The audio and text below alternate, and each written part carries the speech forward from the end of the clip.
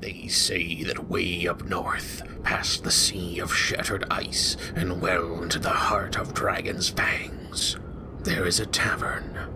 And they say that should ye ever find yourself that far north and ye've nowhere to turn, whether ye be on the run, hurt and hungry, or simply looking for a good conversation, that all are welcome. So, go ahead, come on in, pull up a chair, grab a pint, and sit down for a story or lesson while ye stay at the Moose and the Goose.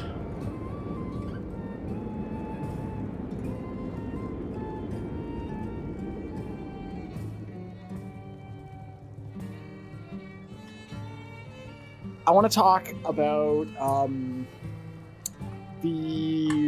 I guess not the relationship between it, but more of the idea of being a player and being a DM at the table, and both the expectations of like what you need to bring, but at the same time also what to expect when you are both those things. Because both of us have been those things recently. Like, we're both playing in games and we're both DMing in games fairly regularly. Mm-hmm.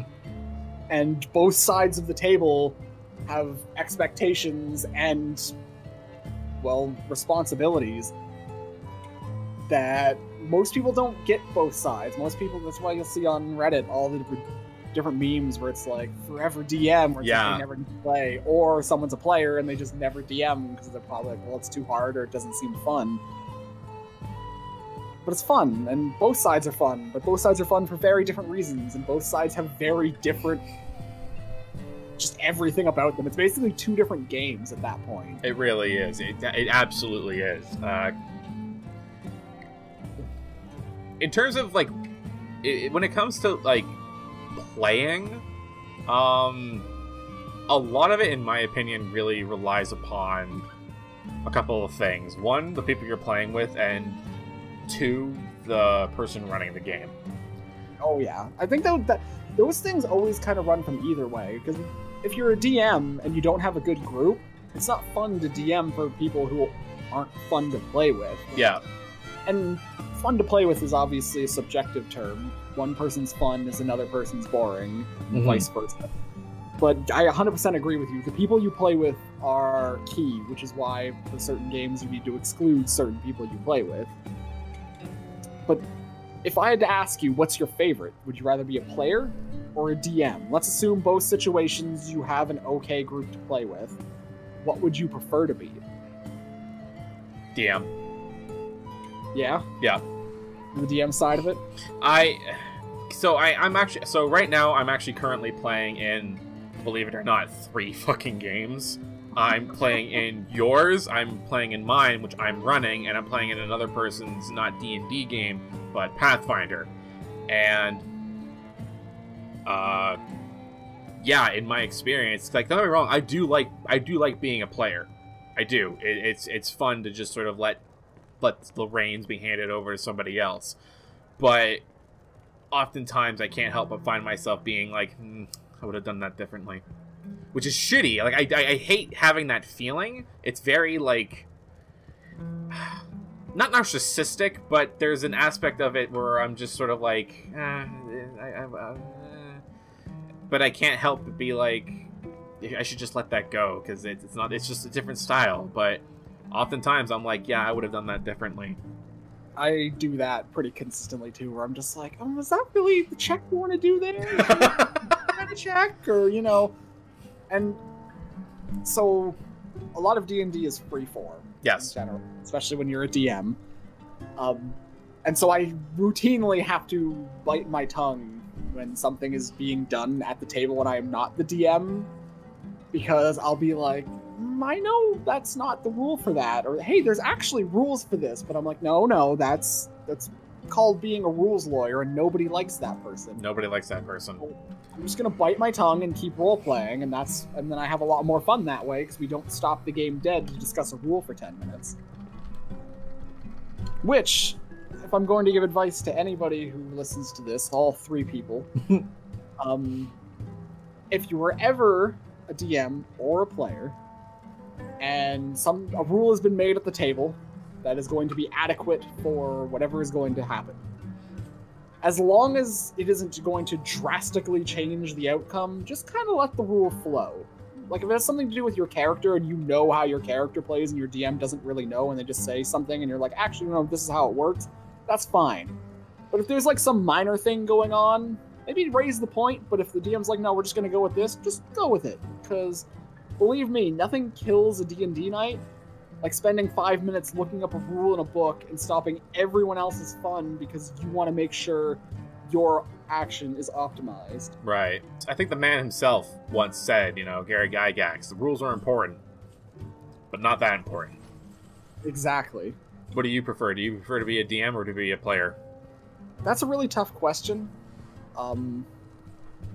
Really depends on what part of the game you're talking about. When it comes to, like, combat and, like, the actual nitty-gritty of the rules, I like to be the DM. Because then I know everything that's going on, I know what all of my players have, I know everything that I have, and I know exactly how what's going on in front of me is supposed to run. Like for instance, if you guys are fighting a dragon, I know in my head what everyone's health is, I know approximately what everyone's AC is, and I know what approximately everybody's damage output is, and I know what the dragon's damage and output is, and I know what he can do. So in my head, I can make the combat kind of work like a well-oiled machine. I know what the dragon should do when, I know what he should target when, I know what he would do when. And if things start to go to one side or the other, I know how to kind of tip the scales to make sure that combat sort of flows. I'm not great at it because I don't run too many combat encounters, but in general, I can at least make sure combat isn't the worst thing ever. Right.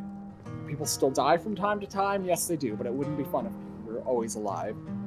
Now, from a role-playing side, while I enjoy role-playing as a DM, you can only get so into role-playing as a DM because you don't want to take the limelight away from the players. The players are the actors in the world. All of the DM PCs are just supposed to be kind of like backdrop characters for them to act off of. Mm-hmm. Whereas when I'm a player, I can just kind of go ham. Like, I'm not going to steal anyone else's limelight, or at least I try my best not to.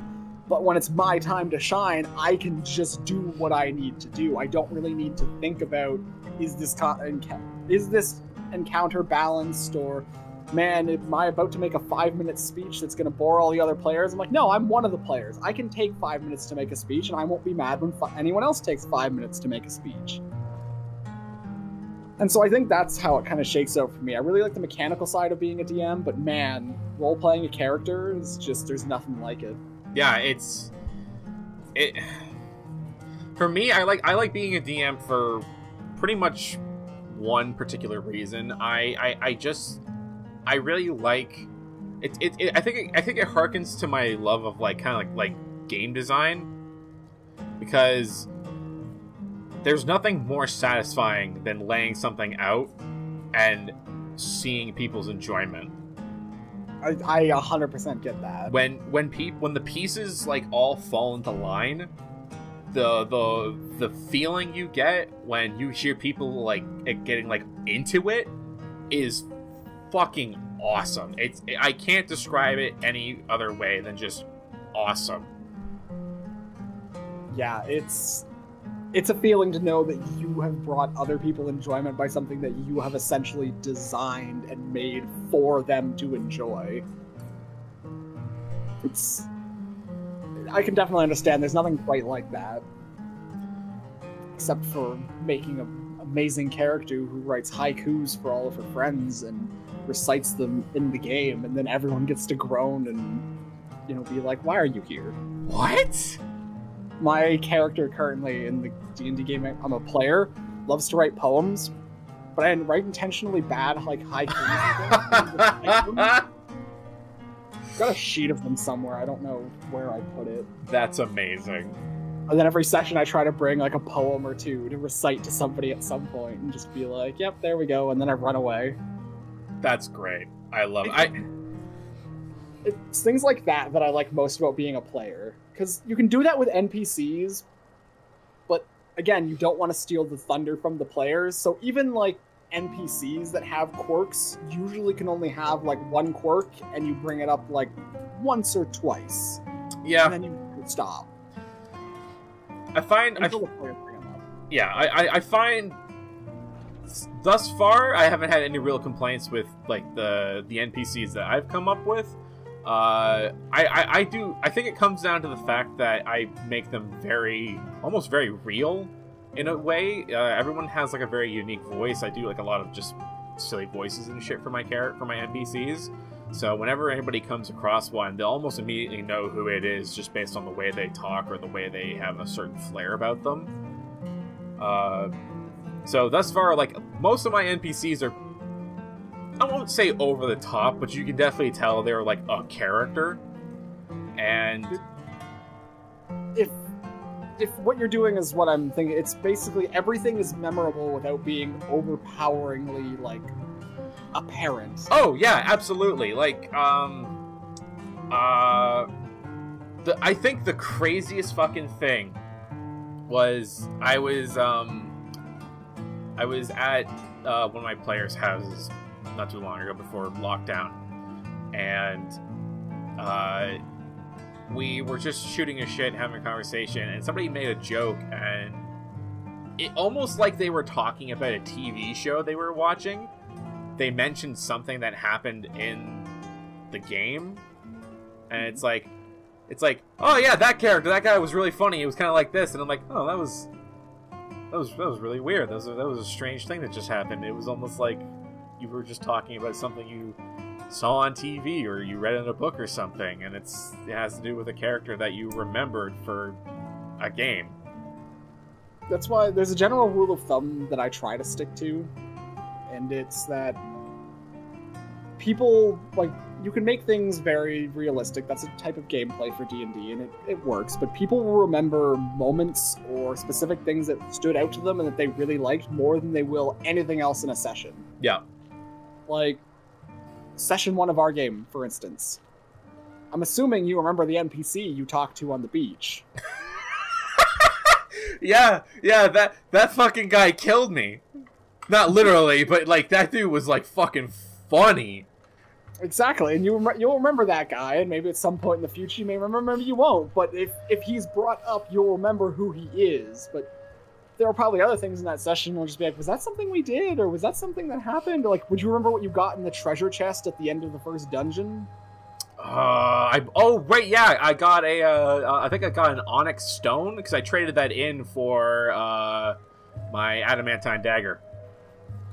And you want to know something funny about that? What? I specifically gave you something like that instead of just being like, yeah, you get a dagger, because I was like, well, is Marcus going to remember getting a dagger? Or is Marcus going to remember getting an adamantine dagger forged specifically for him that he got from trading loot from his first adventure of getting? Okay, so the craziest thing to me, and this was like session 2 of my... No, sorry, session... No, it was session 2. Session 2 of the game I'm playing with my current group right now. Mm-hmm. They came across a guy who sells, like, jewelry. And, like, many sessions later, they found out that the piece of jewelry that they got from him had, like, a scrying spell attached. So it turned out, like, oh, he might be, like, listening in on us or like spying on us. So they all got so paranoid after that, where it's like, oh, we really shouldn't fuck with that guy. 2 sessions later, they killed him off screen. They made a deal with like a thieves guild to like steal some shit, but then they were gonna blow up that guy's boat while he was out at sea. And to this day, they still talk about that NPC they met almost a year ago. Jeez. They're like, yeah, that guy was fucking scary. He did nothing! They met him once! And they were like, oh yeah, I can't believe that guy was spying on us and shit. I'm like, oh god, that was fucking scary. Do you want to know another thing? Another good rule about D&D for DMs? The player's imagination is going to be 1,000 times more powerful than anything you could ever possibly describe or do. Oh, absolutely. Like, hey, remember not the current game we're playing, but the one before. Do you remember the first major dungeon you guys went into? Was that with my... Oh, you mean the one with the fucking Crystal Knight at the top of the tower? No, see, not even that one. I'm thinking about the one where Brody was playing with us. And you guys went into a small cave that used to be a prison. And inside the cave, there were undead, but there was also something else inside the cave. Oh, you're talking about your Eldritch Horror game. Yeah. Oh my god, that was so fucking intense. That was so, like, balls to the wall hardcore. It's because I love Eldritch Horror, I'm not gonna lie to you. I also love just throwing things at players and then watching them just figure it out. That's half the fun of being a DM, is like, okay, I don't know how this is gonna go, but we'll see what happens. Like, oh, you guys gonna figure it out, or is it just gonna be a mystery? A lot of being a DM is like, a lot of being a DM is you can be as prepared as you possibly can be, but you absolutely cannot account for what stupid shit your players are gonna do. Oh yeah, like ever.